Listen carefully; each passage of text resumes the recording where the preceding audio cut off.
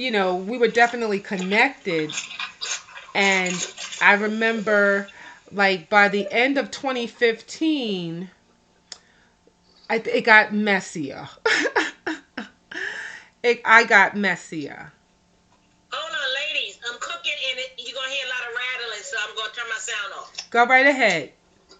So, as 2015, I don't know if you guys recall when I was separating with my ex-husband, and that went on for like a year of him still being in the space and such.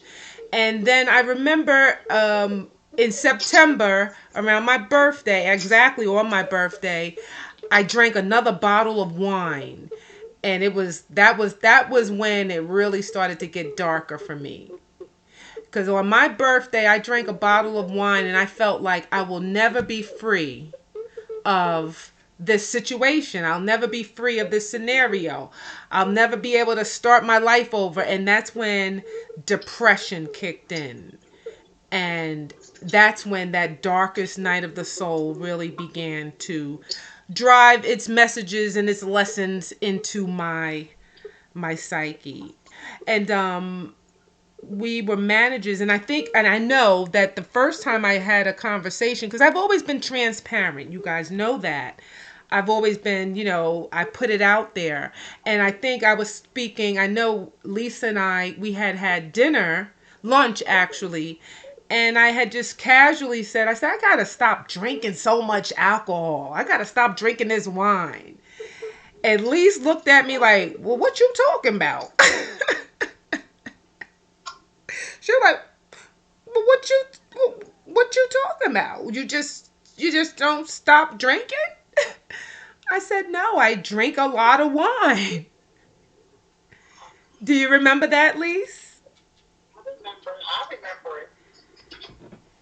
And it was just, it was out there, but I don't know. So my question is to my sister friends and colleagues, when we see each other going through what we see each other going through, and when you guys more specifically saw me progressing in that, how did it feel? What did you think?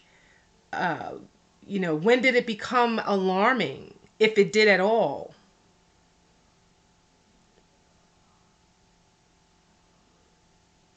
Well, for me, I remember,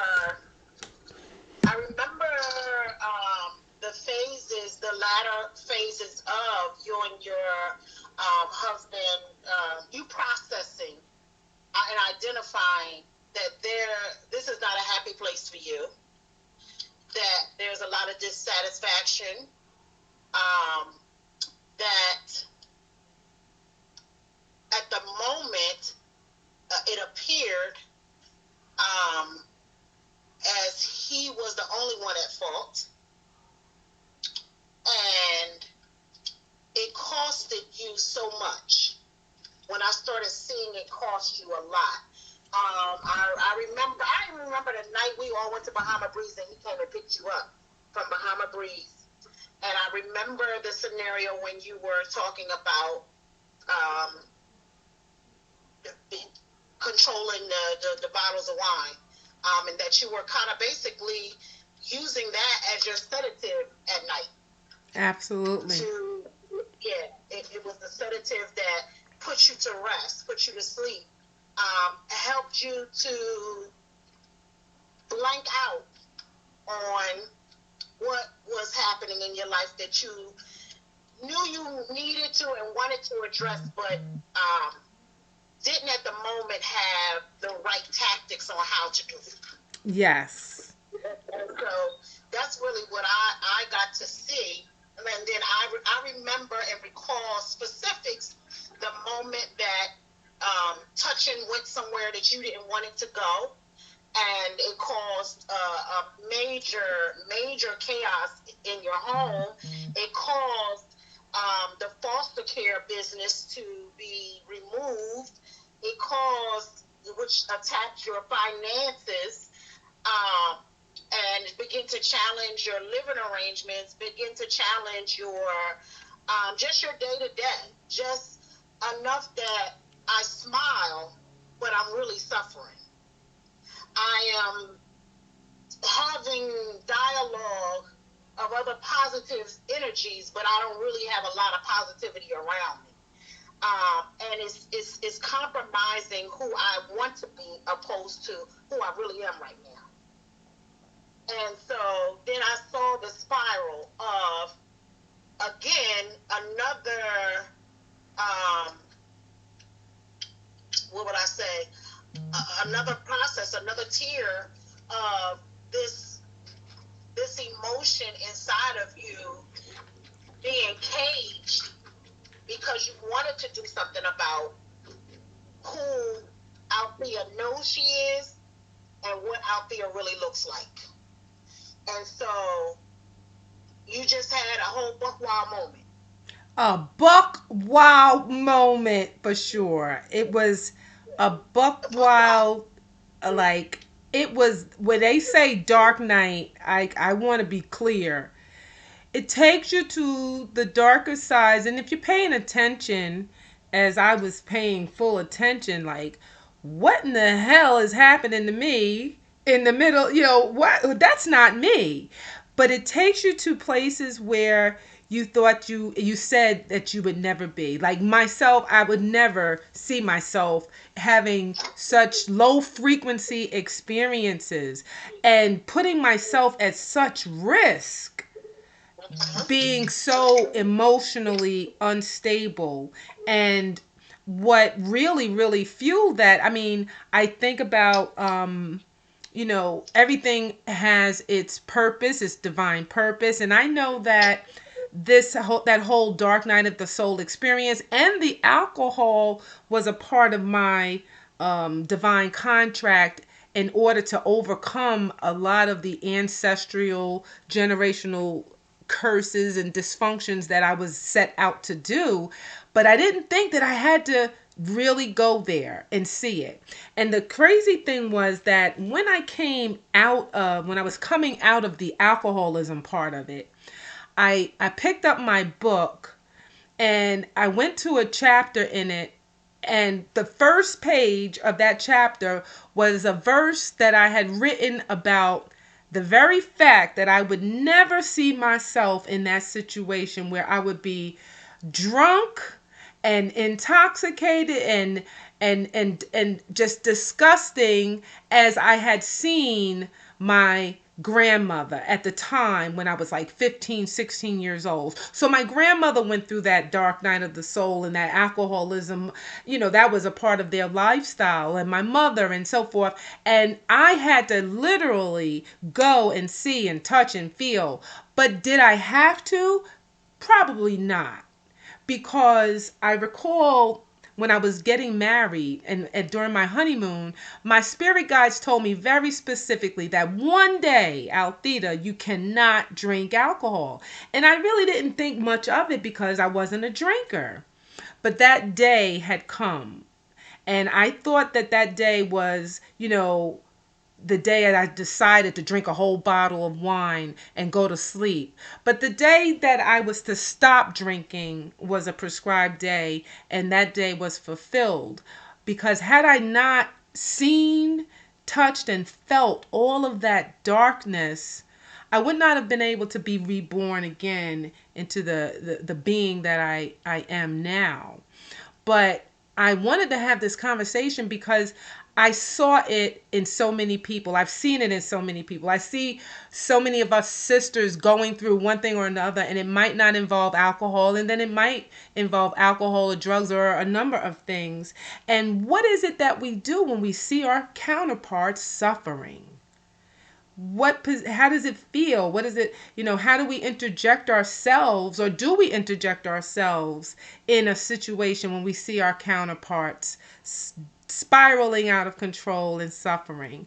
And I know that Elise, you're quiet over there cooking, but I don't think that I talk to you as much as I talk to Kiko about some of my exploits, right, Kiko? Huh? I would have to agree because I would have to agree. Yeah, you didn't know a lot of the little details of my exploits, but they were dangerous, were they not, Kiko? They were dangerous. They were Extremely. dangerous for a sister like me. Like, what? So I just say thank God for angels and protection, because I was in darkness. When I tell you it was dark, some of the exploits, when you're emotionally unstable and alcohol is present, your judgment is really compromised. And so I engaged in a relationship that took me into places like, trap houses. Who would think? Yes. Who would think? Yes. And What? look, Lise just found out, Kiko. Look at her face. For what? Trap houses. She just found out. She just found Trap out. houses and hotels. Hotels, trap houses, in the name of love, looking for some resolve, looking for that excitement. Who was that? That Ralph? Was that Ralph? No, that was, and we're being recorded. That was the A game. That was that A game. Oh. That was a different one. Oh. But and on the surface, even that looked good, right? Right, Key? You didn't come to the barbecue. Lise came to the barbecue, and on the surface, that looked like it was but in the nighttime, in the dark, it was deadly. It was deadly. Okay? Because I'm talking about, I had critical events, right? We're in the business. We know what a critical event is. That involves medical and legal issues when we talk about crisis. And so that dark night of the soul, those 3 years were the darkest and the most powerful. And so I say, wow, what people go through for a lifetime. Yeah. Right? And what we see are, some people don't end. it doesn't end. And I know that experience was to help me to identify with my mother, first and foremost, and then to also identify with the sick and the suffering and have a voice for them, because I was in the crisis units. There's many things that are going to come out of this experience, but I was in the crisis units, and I was the only one that had a wide eye open, and I had support. I could go home to somebody and I could pick up the phone, but there are people that don't have that, right? And so and there are people that don't have the education and the support, but here we are having this discussion, and it's no different. I was no different from any one of those people in that crisis unit at that time, right? When was this? Oh, Elisa, you don't know. Elisa, yeah. And so that there's this is what, like, the conversation. We're all in the same room, and this is how it goes with sisters and. But so let me say this: a point that you brought out that kind of solidifies that when you ask the question, how do those who are around you or in your life can support you? When what you really do find out when you come out on the other side is there's a role play with different people. Absolutely. So Absolutely. everybody won't be able to have that ability to assess and assist because they don't know certain things. And maybe, and I'll use it as an example, another girlfriend of mine said to me one time, she said, how come you never, and she was asking me these questions, and I said, because when I was in my stuff, I had friends for my stuff. You were a good friend that should stay clean, and I protected you, so I didn't let you in on my stuff, because I didn't want you to get dirty, I didn't want you to be able to view me in that place, because Right. it wasn't good. Right. It wasn't cool. So I selected people who I would put on. So more like I had people who was messy like me or similar to me or had some similarities in spirit, kindred in spirit, that it was easy for me to do what I do with them because there was no judgment.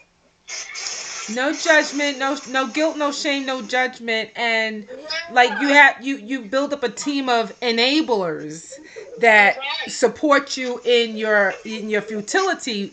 However, like for myself, it's always been understood that Althea, you will be the example.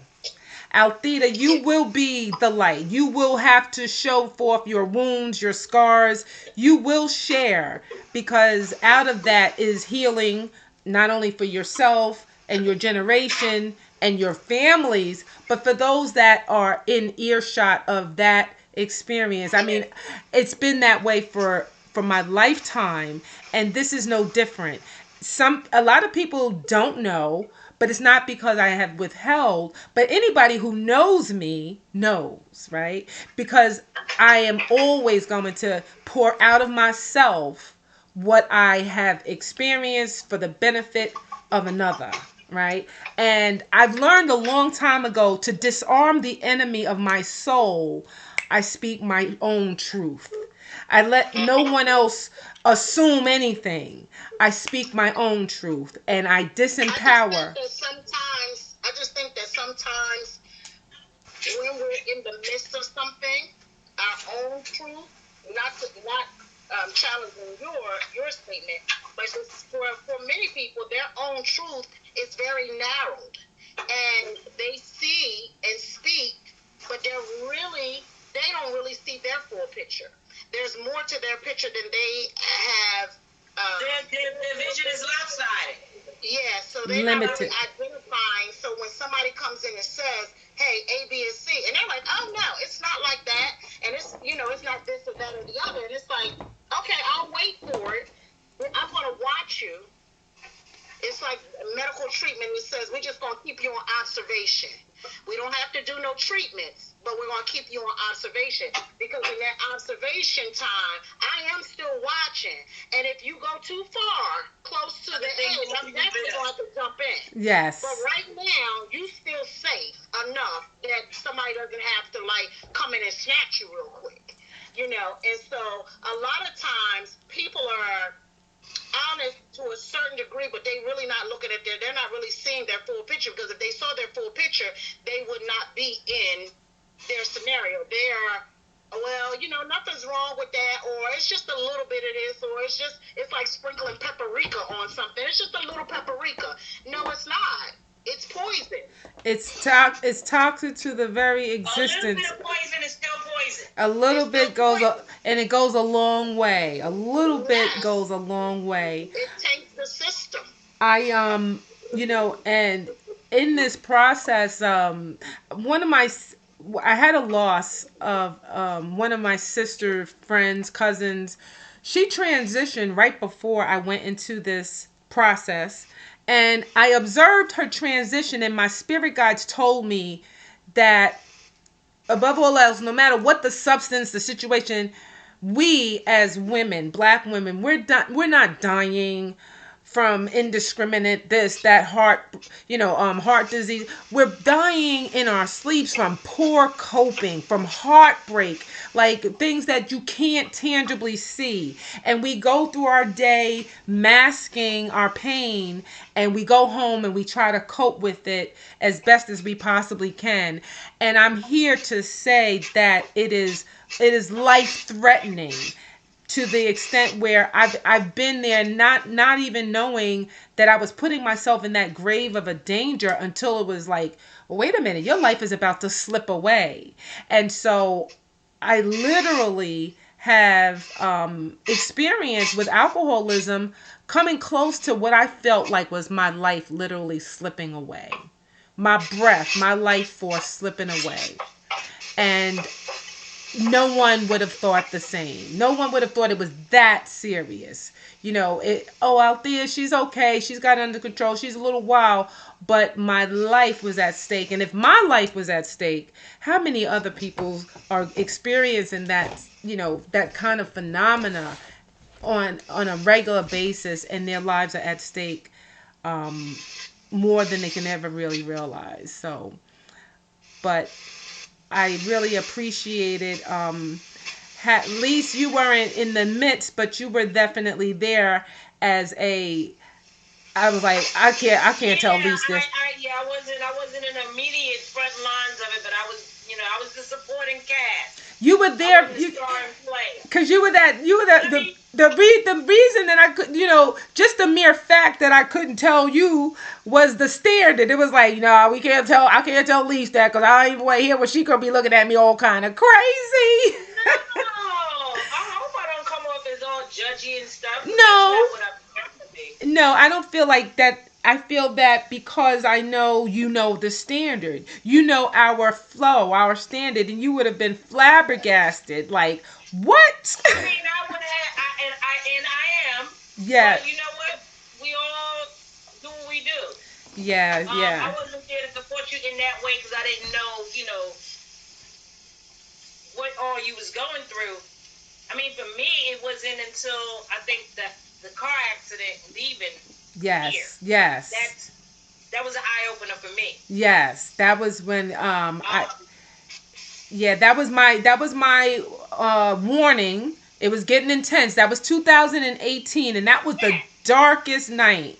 That was the darkest year. 2018. I think that was the year I called Kiko one night, and Kiko talked me through a whole, what was it, like at least 4 hours, right, Key? Wow. At least 4 hours of Yeah, it was. dark, depressive, Tears of real. crying. Oh my Yeah. goodness, it was a lot, and I think we might have done that once or twice, and that was, and you were in the midst, kind of, sort of, at least in terms of like working out my relationship stuff, those woes, because I told you guys how I felt, Yeah. the insecurity and all of that, but that alcohol at night, and it was really just about alcohol didn't serve me well, right? I How remember. much more evidence did I need that that wasn't helping me, right? Yeah, I remember when you did discuss it with me, when it finally, was talked about it. You did say how it was, at night. That was a trigger for you at night. At night, yeah. I can recall calling you a couple of times at night, talking to you on the phone, and you know. Couldn't understand a But word yeah, I said. Look at Miss Key, you look so precious. I know, right? Started that in the house. You did. I was like, it is a holiday. You guys didn't work today, right? I did. No. You did. Oh, okay, I gotcha. did. It's never a holiday for us. I know, I know. Well, I'm going to end my recording. I recorded this short portion of our conversation. I'm going to end it now, and I'll attach it to my podcast